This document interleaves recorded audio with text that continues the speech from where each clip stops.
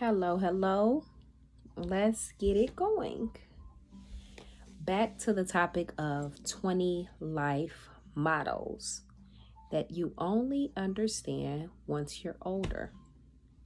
Do y'all remember my topic? I believe I did this like maybe 10 days ago. I think that's what it said on my YouTube account. So we're jumping right back in. I left off on number 12. So, number 12 says, forgiveness frees you more than anyone else. Forgiveness frees you more than anyone else. What do you guys think about that one? So here's what David had to say about forgiveness freeing you more than anyone else. David said, carrying a grudge is like wearing a backpack full of rocks everywhere you go. Forgiveness doesn't mean forgetting or excusing behavior, but it does mean you finally get to set down that heavy load. The lightness that follows is addictive and peaceful. I think I agree with David on that. Forgiveness comes with a sense of relief, lightness, right? It's like, okay, being mad and angry takes a lot of energy from you. It's like, okay, I'm in a good mood. Now I see this person that I don't mess with. And now I have to turn that good mood energy off because I'm like, I don't mess with you. So let me show you and put that look on my face, put that mood on that, okay, let me let this person know I ain't messing with it. So now I have to put forth all this effort and energy to express, okay, I ain't messing with it. When I was just in a good mood, happy, upbeat, uplifted, but because I'm not messing with this person due to possibly a situation that I haven't forgiven them for, or just, holding a grudge, any type of grudge or whatever happened that played a part in you not messing with that person anymore. So look at the energy that you have to use to be mad. It's too much energy, which makes, you feel uptight and heavy, where you can forgive that person and decide, okay, you did that, you were wrong, but I'm going to let it go because I don't want to carry this heavy load of showing you that I'm still angry or feel a way about this situation, right? So that's why I agree with David on the forgiveness frees you more than anyone else. The forgiveness, that's the freeing part right there. Okay, so that's number 12. Number 13, what is my hair doing? Okay, number 13 says, your body is your responsibility. Agreed? Your body is your responsibility. What does David have to say about this in his blog?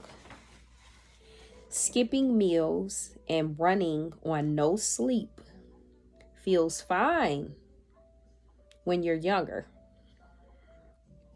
Later, your body demands better care. Choosing good food and rest stops is a chore and starts feeling like a way of saying thank you to yourself. I personally am getting in the habit of trying to be more mindful of what I put in my body and how much I put in my body. I'll say how much more so than what. I'm on a portion control kind of thing right now. I wouldn't say a diet because I'm horrible when it comes to dieting. But I am being more mindful of the portions that I take in. So I said that to say that I agree with my body is my responsibility. So the aches and pains that I may come across, that is partially due to age, but also due to the upkeep of my body, the maintenance that I allow my body to go through, can create different feelings of either sickness, just blah feelings, not taking care of yourself. If you don't maintain it, if you don't use it, you'll lose it. That's an old school saying. So I feel like my body is my responsibility. So I have to be mindful of what I'm putting in my body as well as how I'm treating my body, as far as like using different parts of my body, legs, arms, limbs. You want to use that stuff so that it doesn't get stiff and you lose it. So gotta take care of yourself. You only get one body, and you gotta take care of it while you have it and while you can. So I agree with that. That motto is something that I can honestly say I understand more as an adult. And then they mentioned the sleeping part too. I needs me a good nap. Okay. Now when I was younger, I didn't want to take naps. No kid wanted to take naps. But as you get older and you hear a nap, oh, a nap sound good. Okay. So you got to be able to get that rest too. That's a part of taking care of your body. Number 14, life is messy, and that's okay. Life is messy, and that's okay. So, the breakdown of that is David says, perfect plans rarely stay perfect. Things spill, schedules change, and unexpected problems pop up all the time. At some point, you stop aiming for flawless and start laughing at the chaos instead. Life feels lighter when you stop forcing it to be tidy. How do you guys feel about that? Right? That's a lot to take in, is it? At some point, you stop aiming for flawless. Listen to that. And start laughing at the chaos instead. Do you guys laugh at the chaos when it's happening in your life? Do you just take a moment and just be like, you know what? I just gotta laugh at this. Do you do that? I can't really say that I do. I feel like I'm more so like, versus, okay, I'm gonna just laugh this off. That's hard. That's difficult to do. But it does make sense that you feel a little bit lighter when you're not so in order. It's like, okay, things are gonna happen.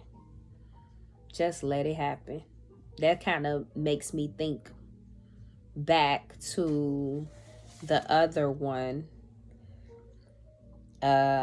with you can't control everything. That was number 4. That was the motto, the life motto. Number 4 was you can't control everything. This one makes me think about that. Life is messy and that's okay. Okay? Don't force anything. Allow things to happen the way they happen and just go with it. Even though that can be hard sometimes, try to force yourself. And I feel like in a way it's a mindset, right? You got to kind of psych your mind out to be like, look, it's happening. What are you going to do about it? Is it anything you can do about it? Especially those things that you cannot change. I mean, they just happen, and it's inevitable, you know? So those things you just let happen. So that's number 14. Number 15, silence can be golden. Oh, baby. Oh, baby. If you don't understand that now, at this big age, keep living, in the words of the old folks. Keep living. Silence can be golden. I understand that to the T now.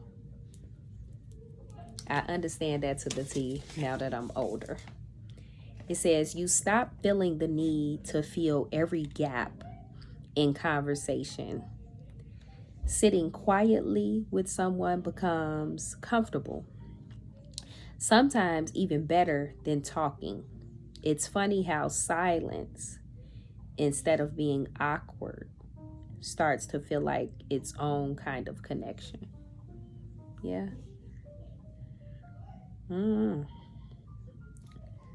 So they kind of took this in another direction, I would say, because when I think of silence being golden, it's like, okay, I'm giving you the silent treatment versus going back and forth, or, being in an argument that I don't want to be a part of.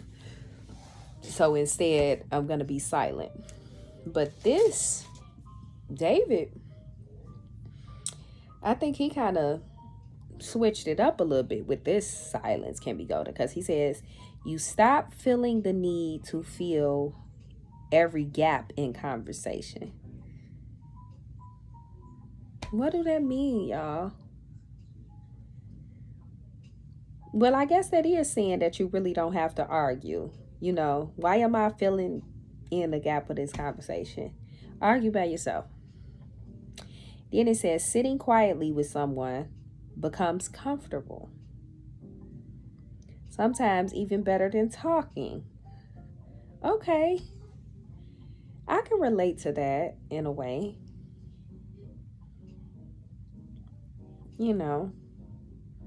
Just laying there or just sitting there and not saying a word. I feel that type of connection puts me more so in the mind of a love relationship, like, a significant other, spouse relationship, whereas we can just sit here and not say anything, but the connection is there even in the midst of the silence. So maybe that's what we were saying. I don't know. Y'all tell me.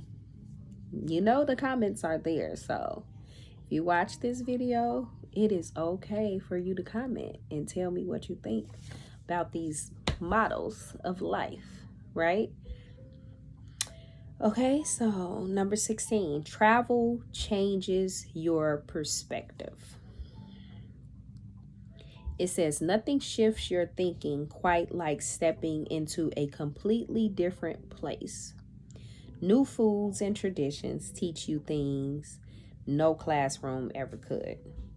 Every trip leaves you seeing your own life differently when you come back home. Now, for me, I cannot say that I can fully relate to this because I haven't been a lot of places. I haven't traveled many places. I can name on one hand the number of places I've been. And so you guys tell me. I mean, I believe that this can be true, you know. Your thinking does change when you've been in a totally different country, different state where they do things different. But I can't really relate to this one. I can't say that I understand this more as I'm older because I have not been to many places. Uh, Quiet as kept, I've not been out of the country. I've never been out of the country before. Yeah, so I have to change that. I gotta travel outside the country, but I mean, right now, mm, that's a reach for me because I'm not even interested in traveling outside the country. But yeah, you guys tell me if number 16 is something that you totally can get with and understand more that you're older, now that you're older, that travel changes your perspective. Number 17, embrace change even when it hurts. Now that speaks volumes. That's deep. That's deep. It says change arrives without warning through new jobs, lost connections, or unexpected relocations. At first, it can feel like the ground has vanished beneath your feet. Gradually, opportunities emerge, guiding you toward paths and possibilities you never imagined before. Change, I can say I have honestly experienced a lot of change, a lot of it, from the aspect of just growing up from childhood to adulthood, from not having kids to having kids, from being a single mother to being a mother that actually has a partner, a significant other that has help. Um, Changes on, you know, different levels. Money wise, not having any money to having enough money to support myself comfortably, you know, different forms of change. So, and that's the, even with the part of even when it hurts, you know, embrace change even when it hurts. I was at a job where I was really comfortable, you know. It was some things that I would have liked to change about this job, but you know, the convenience of it is what held a lot of people there, because it was like, okay, it's so comfortable, you could do this, you could do that, but eventually you're like, okay, but I want more. I have to get out of my comfort zone and go ahead and try for more.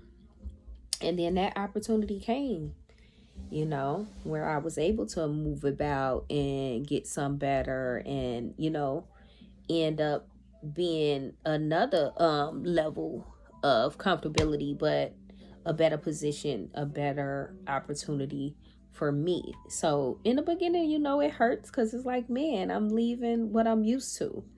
But that comes with it, with change, you know. So that's number 17. Embrace change even when it hurts. 18, Chasing approval is exhausting. What they say, clock it. Is this the right way or is it? I can't remember. I have to ask my daughter. Anyways, chasing approval is exhausting. I agree with this and I can understand this 100% now that I'm older. Trying to keep everyone happy gets old fast. You stop twisting yourself into someone else's version of right and start living in a way that actually feels good. It's easier and far less complicated once you quit performing for others. How do y'all feel about that? Have you performed for others before? Knowingly or unknowingly? Have you performed for others? Like, okay, I know I have. I know I have. I can honestly say I know I have. And I wouldn't say that it was necessarily for chasing approval, but kind of just, going with the flow to make people happy. Like, okay, cool. This what we doing type stuff, right? But yeah, chasing approval is exhausting. You don't have to twist yourself into all of these different positions for people because it gets old. It gets old. Just do what you're gonna do, and what you're not gonna do, you're not gonna do. You don't need anyone's approval. You know, again, this is more understandable as you get older. So, because of the simple fact that you're older, why do we need approval from anyone? Can you get with that? Let me know. Number 19, gratitude is transformative.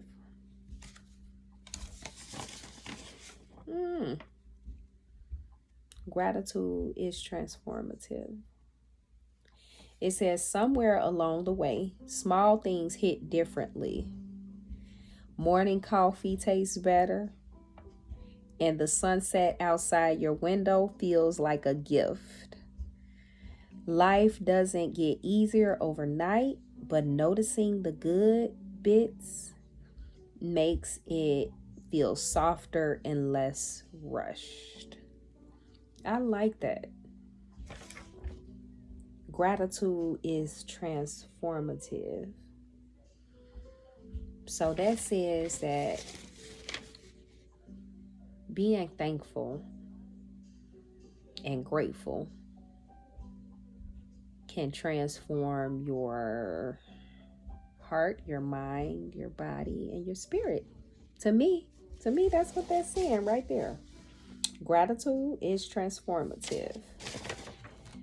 I must say that I do understand that more now that I'm older.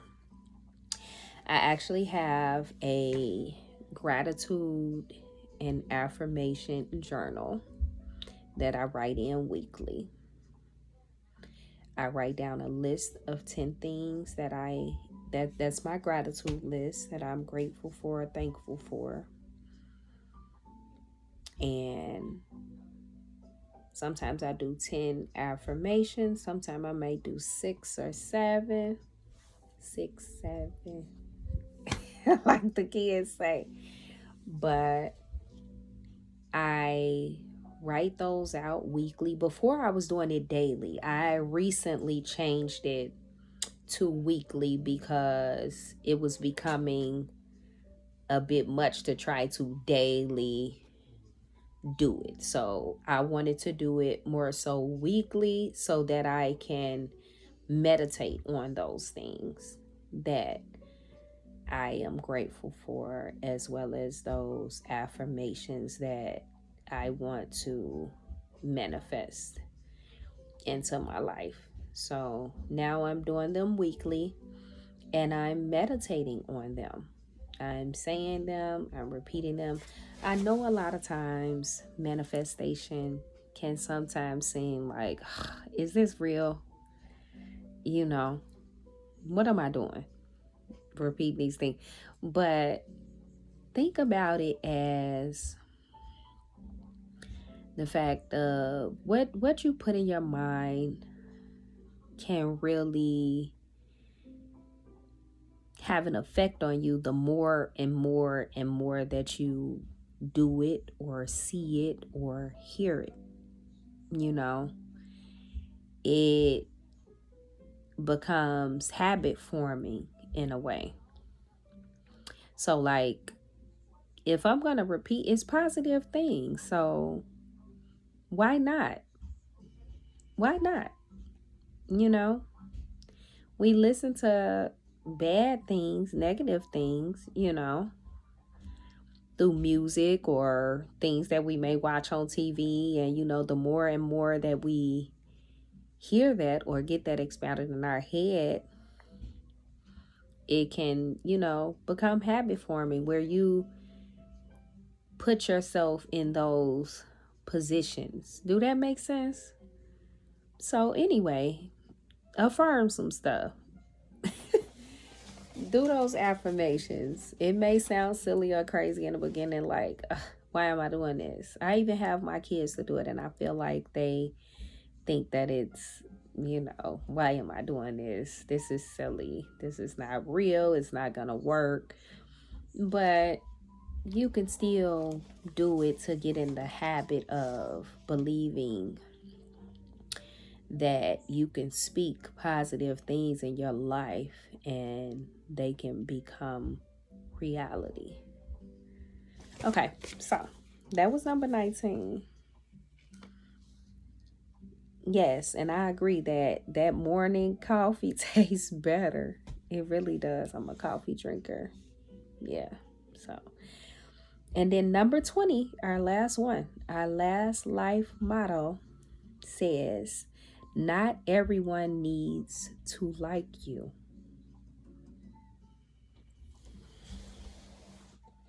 That's a good one.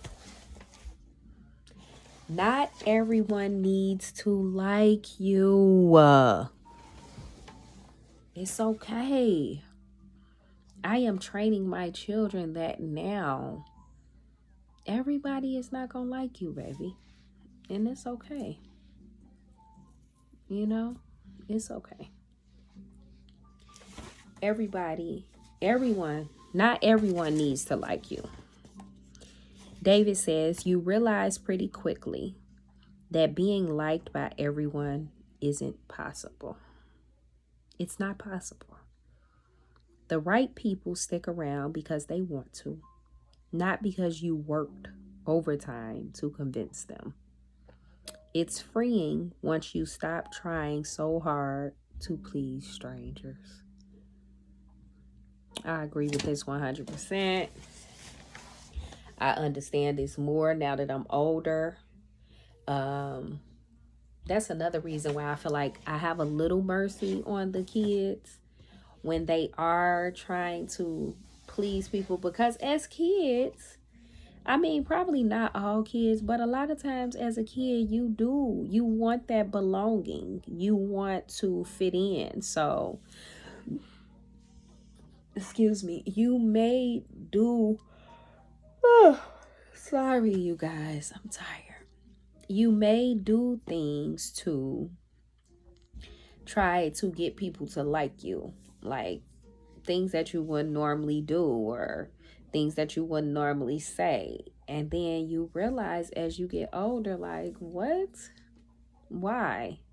If you don't like me, you don't like me. I'm okay with that.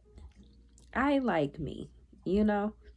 So as you get older, I believe that's easier to grasp, that's easier to accept.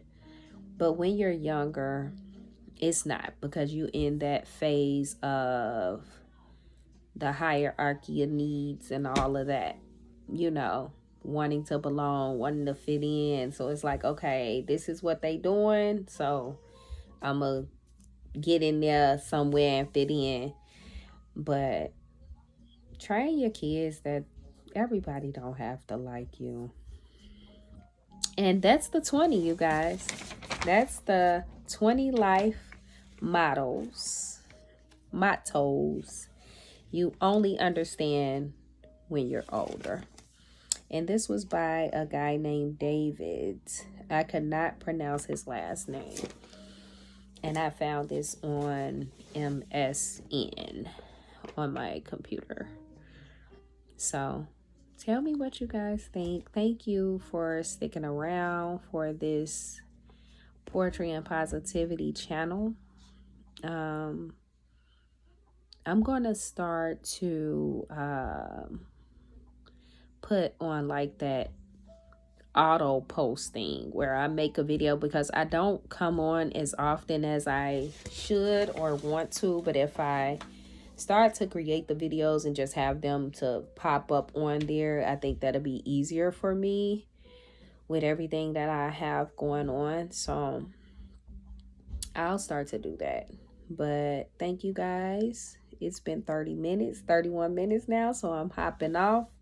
But this was it. Okay, the 20 life mottos. Tell me if there's anything else that you guys want to see more of, want me to discuss, topics, anything, write it down in the comments. Like, subscribe, share. Tell somebody about Gabby Sibley and her Poetry and Positivity channel. Okay? All right.